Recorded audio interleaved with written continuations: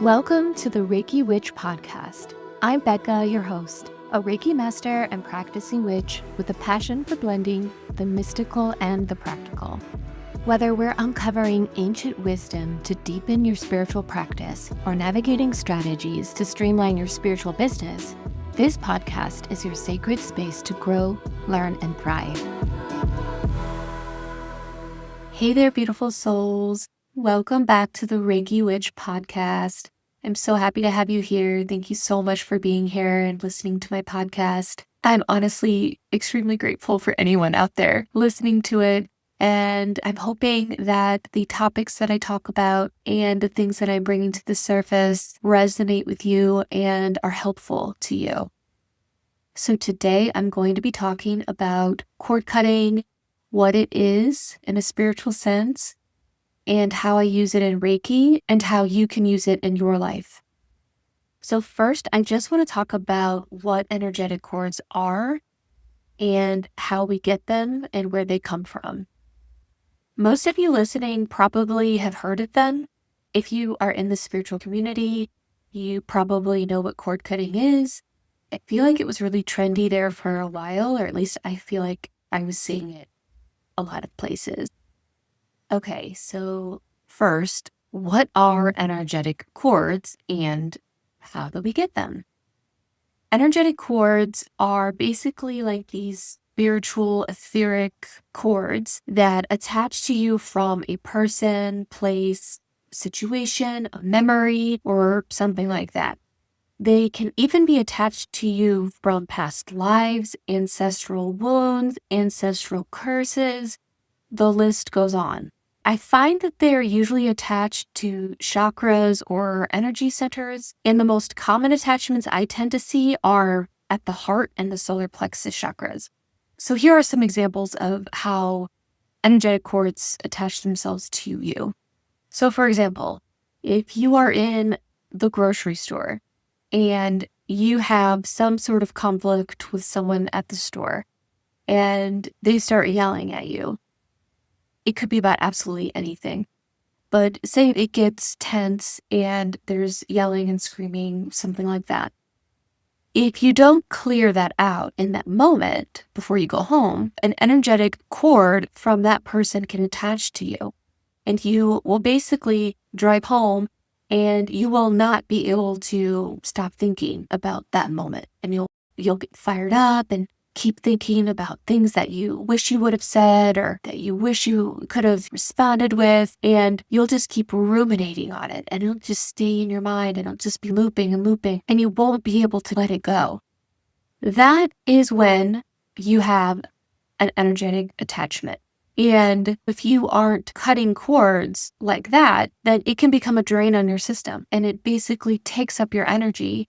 And so instead of creating in your mind and finding ways to create things and being in a higher vibration, you kind of stay in a lower vibration and you just keep thinking about that interaction.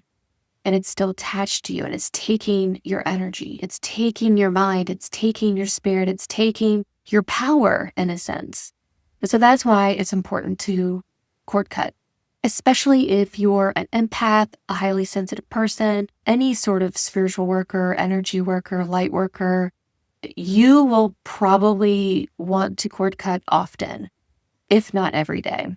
And you'll also want to make sure, if you are in this line of work, that you are cutting cords with your clients at the end of every session, even if it's just purely intentional. Like you don't have to do any crazy complex ritual, just intentionally cut the energetic cord between you and the client, because you don't want that attachment there no matter what. It's not good to be constantly attached to a client, whether they're a high vibrational person or a low vibrational person. It's just not ethical in my mind.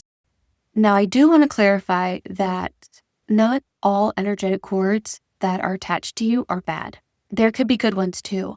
So some of them are cords that you might want to keep attached to you, are maybe to your children or to your pets or to your partner, right? Like your husband or your wife. I just want to make sure that it's clear that not all energetic cords are bad or negative or draining. Some can be a really healthy exchange of energy. For example, if you have children and you want to stay connected to them so that you can kind of be tuned into them intuitively, energetically, you may not want to disconnect that cord, right?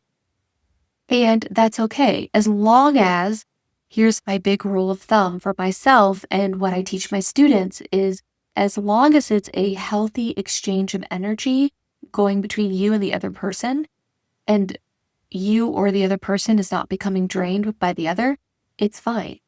I think as long as it's healthy and both people are being supported by the connection, it's good. It's a good connection. So I just wanted to clarify that before we move on, that it's not all dark and scary and negative. Sometimes it's good, and sometimes you want to keep them connected. Some other examples of where these connections can come from and how they can get attached to us, they can be from ex-romantic partners you are not able to stop thinking about and let go of. Maybe toxic friendships that you've had in the past that you felt powerless or you didn't speak up for yourself, things like that. If you have had a friendship like that and you keep thinking about things that have happened between you and that friend over and over again, right? And you can't let it go, it just consumes your mind. You probably need to do a cord cutting and really release that connection from that toxic friendship. And then also you can have these energetic cords attached to you through toxic family dynamics as well, toxic family members, anything like that. It could be a really toxic manager you have at work. If you are new to this and you're new to cord cutting and you're curious if you have any sort of energetic attachments like this, I suggest that you start first with becoming aware of any time you cannot let something go. If there is something that happened between you and another person and you keep ruminating on it and it just keeps looping over and over in your mind and you can't let it go, I would start there and sit with those thoughts and those memories, whatever situation it was, and self-reflect on what emotions surface when you keep thinking about those memories or those people that you cannot let go of. So I would start there. And once you identify that, maybe the cord is there because you felt powerless in that moment, or maybe you were jealous in that moment, right, of the other person, or maybe they were jealous of you and it made you feel like you had to become smaller and you had shame and guilt in that moment. So try to find the root cause first, because you really want to heal the wound that it's attached to. So once you disconnect it, you want to make sure that you can heal that wound that it was attached to so that it doesn't come back. You want to fully be able to release it. So when I first got into cord cutting, which was actually before my Reiki journey, I learned about it in my past witch year days. But when I went on my Reiki journey, I feel like I dove deeper into the cord cutting. And by that, I mean, I just cut cords all the time with everyone. I think I had so many wounds to heal within myself that were related to, probably childhood wounds and things like that. I feel like I was removing all the cords every day. And a lot of times they would just keep returning because I wasn't healing the wound.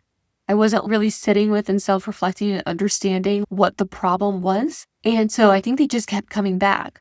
And so what I did, I feel like in the beginning of my Reiki journey, is I just cut everything. And I cut everyone out. I pushed everyone out. I almost felt like I needed to start the clean slate. And then when everything was cut off, I was able to dive deeper into myself, do a lot more self-healing, and understand where it was all coming from, where all the anger was coming from, the shame, the guilt, the fear. And so by cutting everyone off, I feel like I was able to clear out the noise and I was able to just dive into myself. Once I was able to heal all of those wounded parts within myself, I noticed after a year or two, I started to welcome those people back into my life. The people who I labeled in the beginning as my villains, right? I villainized people. That was part of my journey. Once I did my own inner healing, I started welcoming them back into my life. And when I did that, my base vibrational frequency was higher then because I had done that inner healing. And so now when I welcomed them back into my life, I was no longer seeing them through a lens of hate and fear and shame. I was no longer villainizing them. I was now seeing deeper through them into their soul. And I was seeing them through a lens of love and compassion and understanding. By doing it that way, I was able to heal those relationships. So when I did welcome them back into my life, it was in a much more grounded, healed way. I felt like we rebuilt the foundation of our friendship, and it was stronger, and it was rooted in love and compassion and understanding. Now, I'm not telling you that story to tell you that's how you should do it. I actually recommend against doing it that way. That was just kind of the way I did it. But I don't think it's necessary to just cut everyone out of your life and do your inner work and then welcome them back in. I think doing it that way, you could actually burn a lot of bridges depending on the relationship and how you handled it. But that's just how I did it. And it worked out for the best, thankfully. Thankfully, I have a lot of very wonderful people in my life that love me very much, and it turned out wonderfully. But yeah, for about a year there, I was just cutting everyone out, like just everyone. And I just really thought, you know, that's what I had to do. So I just wanted to tell you that story to kind of explain to you that just because you cut a cord now doesn't mean that it cannot be reattached later in a more healthy, safe, stronger way. Now, there are going to be obviously some relationships and people that you really do want to cut out of your life for good. They're actually unhealthy for you and unsafe for you. In that case, you don't want to reconnect those. But all of that is something that you will just learn along the way. So I don't want anyone to get wrapped up in the whole cord cutting and should I just be cutting everyone out? Is that person my villain? Is that person a bad person? No, not everyone is bad and not everyone needs to be completely disconnected forever. So just remember that when you start doing this work. Another thing to think about when you start doing cord cutting or you start exploring this, understand that there may be a lot of instances where you cut the cord and you think you've moved on, and then all of a sudden you feel it connected again and you can't stop thinking about that situation or that person. So here's a few reasons why those connections may keep coming back. So one, there are different layers to these cords. I've noticed sometimes that I will cut a cord on a client, and then a few Reiki sessions later, I'll see that cord again. However, it's almost like a deeper layer to that cord, almost like they had to heal that layer first before a new layer revealed itself to me. And then when that new layer revealed itself to me in that second or third Reiki healing session, it then revealed the cord again. Like there was a deeper layer to the wound that needed to be healed. So sometimes that can happen. Or it can be if you keep putting yourself back into that relationship dynamic, that environment, or the situation. That cord is going to keep reattaching itself to you until you eliminate whatever is causing it to keep attaching to you. Or if you're in a situation where you can't immediately get out of it, like for example, if you're in a job and you have a really unhealthy relationship with your boss, once you start setting boundaries, like clear, grounded boundaries, then that cord will stop attaching itself to you. But you have to make a change. You can't keep repeating the same patterns in your life and then expect these energetic attachments to release themselves from you. You have to make a change. It's the only way. And finally, if the cord keeps attaching itself to you, it could also be from a previous lifetime. I have found that sometimes they will keep coming back if, for example, say in multiple previous lifetimes, you had a job where you were never respected and you were always talked down to, and maybe you always had a boss that was always screaming at you and tearing you down. You will keep repeating that lifetime over and over and over again until you break it in this lifetime. So that means if you're in this lifetime and you are in that unhealthy relationship with your boss, you have to set clear boundaries, however that looks, whether it's speaking up and standing up for yourself, whether it's reporting them to HR, or maybe you quit your job. When you make a choice that shakes up the timeline and changes it and shifts the energy, shifts the power dynamic, when you do that in this timeline, it's like cutting a cord to that previous lifetime. And then what happens is, now that you are able to pull yourself out, observe, self-reflect, and shift the power dynamic, you cut the cord, and now you won't repeat that same pattern again. And that is how you break ancestral curses, heal ancestral wounds, heal past lifetimes, all of that. That's all linked to this cord cutting and the shadow work that is intertwined with it. So now I'm going to move into talking about how I cord cut during Reiki healing sessions. First off, I'd like to say that cutting energy cords is not a normal thing that average Reiki healers do. Usually, if a Reiki healer is cutting cords or removing entities, it's because they're mixing in different methodologies that they have learned. And that's completely okay, but cutting etheric cords is not a traditional Usui Reiki method. I just wanted to make that clear. So when I'm doing Reiki on a client, before I do anything, I will usually do like a full body scan just to see where I am drawn to intuitively, and also if there are any cords attached to them. So first I just identify the cord. I don't forcefully try to see them, but if I do, it's usually intuitively or during a body scan or something like that. And I don't see or sense them on everyone I work on. From my experience, if they show themselves to me, it's usually because something is coming to the surface that needs to be addressed. I also don't remove them without first observing and making sure I understand why they're there to begin with. So what I'm looking for when I do sense that there is a cord connected, I am sometimes seeing them with my third eye, and sometimes I'm just sensing it and feeling it. What I try to pick up on in the moment and what I'm paying attention to in those moments is, what does the cord look like? What does it feel like? If I can see it, is it dark? Does it feel like it's draining energy from the person? Is it thick? Is it thin? What I have found is when I'm feeling the cord connected somewhere, if it's a negative connection, something that's draining my client, it will almost feel like a black hole.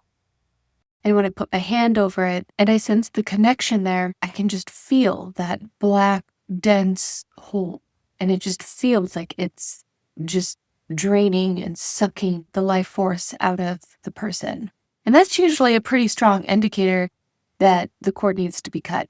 Now, if I can see it with my third eye, if it's dark and gray, it's usually negative.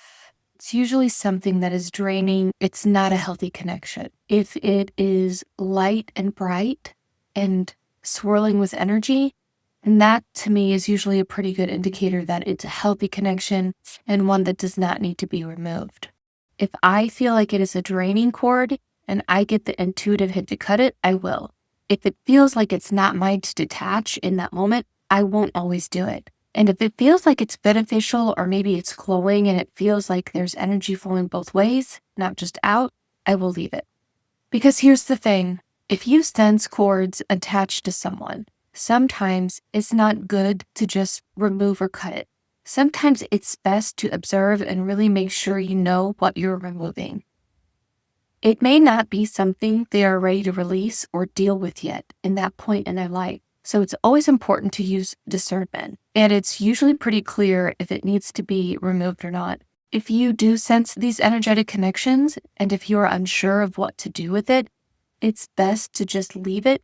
And if it feels right, let the person know that you sensed a cord attached to them. Let them know where it was attached on their body, what energy center, and what it could mean, and what they should perhaps reflect on. You could always give them a little ritual to cord cut at home on their own when they are ready to face whatever it is that they need to face. And finally, when I do cut cords, I'm always filling that spot where it was connected with Reiki, and I'll usually put in the Seiheki symbol, and then I'll seal it with the Chokure. It's important that you just find the methods that work for you and what resonates with your spirit. Okay, what are some signs that you or a client might need to do some cord cutting? If you are feeling emotionally or physically drained after interacting with someone, probably a good sign to do some cord cutting. If you are having dreams, looping thoughts, or psychic tension about someone or a specific situation, probably a good time to do some cord cutting. And finally, if your intuition is just telling you that something is off or feels unresolved, if it keeps coming up into your thoughts, into your mind, it's probably something that needs to be faced and dealt with, whether that's through self-reflection, meditation, or cord cutting. Okay, so now what do you do when you have identified that you need to do some cord cutting? Well, here are just a few simple methods you can do. One, you can call in your Reiki guides or your angels or anyone you like to work with in the other world. So I like to call them my other world helpers, whoever you call on when you need help. And you can purely just ask them to remove any energetic cords that are not serving your highest good. Number two, you can also do a visualization where you pick your weapon of light to remove them. I usually choose between a sword, scissors, or fire to burn the cords away.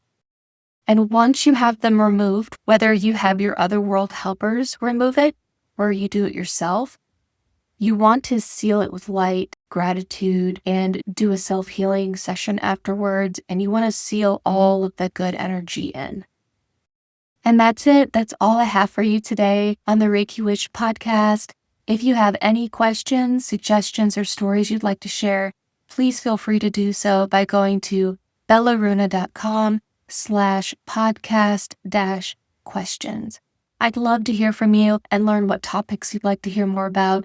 The link is also my show notes on my website. Thanks again for joining me on the Reiki Witch Podcast. I'm always happy to serve my fellow magical folk however I can. Until next time.